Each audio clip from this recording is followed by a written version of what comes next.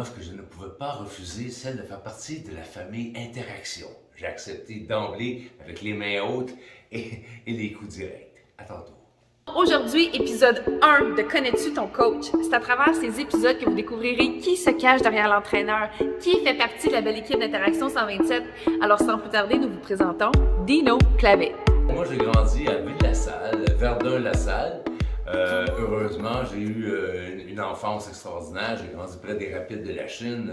J'ai joué au hockey à l'Auditorium de Verdun. J'ai livré des combats au Forum de Montréal. À l'époque, on appelait ça le Bronx, parce que c'était des New-Yorkais au début du siècle qui administraient la Bishop Power, qui est une centrale hydraulique. Donc, on appelait ça le Bronx. On avait les avenues, la rue Broadway, la rue Central. Moi, à l'époque, on m'avait appelé le King du Bronx quand j'ai commencé à boxer, parce qu'il faut se remettre un peu dans le contexte. Elvis Presley venait de mourir, donc il y avait le King du meuble, le King de l'automobile, le King de la radio. Mes amis m'ont nommé le King du Bronx. Ça m'est resté. J'ai grandi sur l'ouest de Montréal. J'ai pratiqué plusieurs sports. Je suis un petit sportif. J'ai joué 7 ans au football. J'aime beaucoup le football.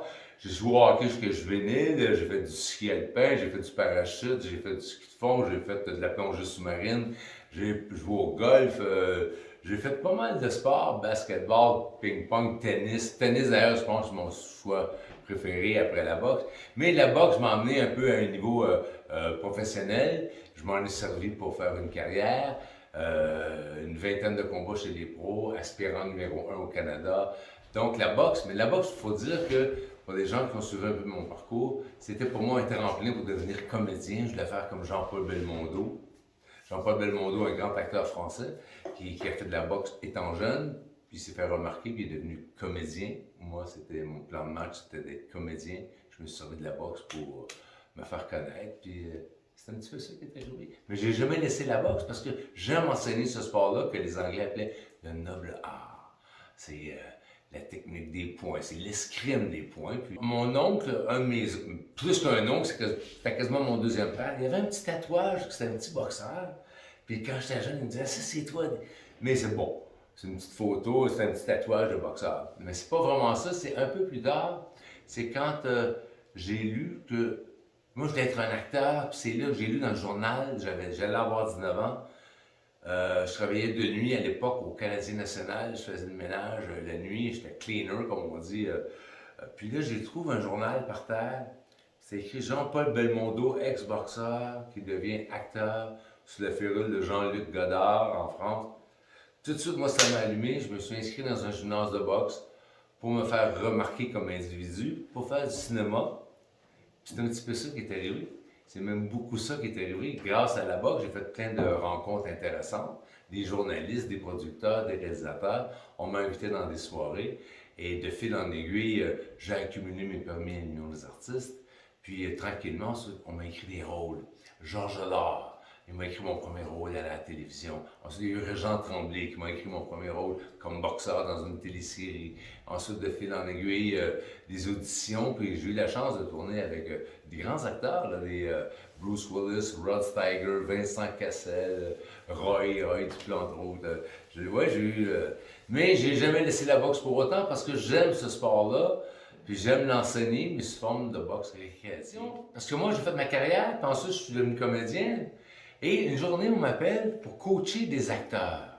Donc, pour un film. Fait qu'il a fallu que je coache les acteurs, que ça soit crédible dans leur personnage, que les coups soient crédibles, que les mouvements de tête, qui ont l'air des boxeurs. Donc, j'ai commencé tranquillement à coacher plusieurs acteurs. On était 5-6 acteurs à l'époque qui jouaient au théâtre.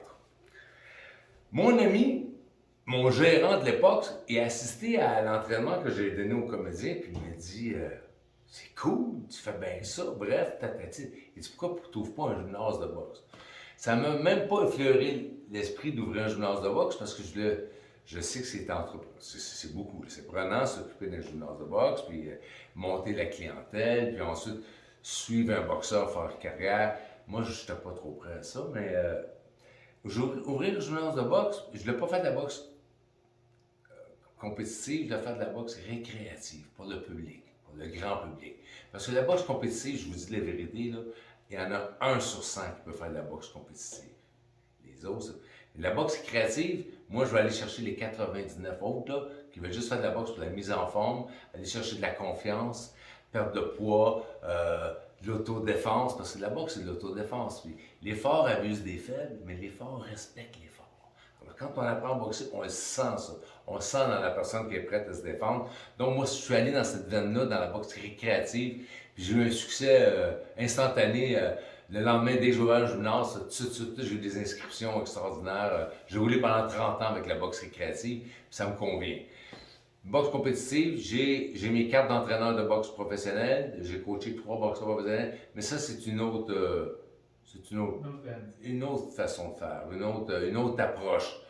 Je préconise la boxe récréative pour l'instant. On verra s'il y a un champion qui émerge de la foule léchitoise. On verra bien, mais en temps et lieu, je traverserai le pont rendu à Rivière. On vous invite à nous suivre sur toutes nos plateformes TikTok, Instagram, Facebook. Ne manquez pas la chance de gagner votre session janvier 2023. Alors, le cours de votre choix. Seulement trouver notre vidéo dévoilement. Bonne chance à tous. À bientôt. Peu importe si tu m'aimes, je me fous Du monde.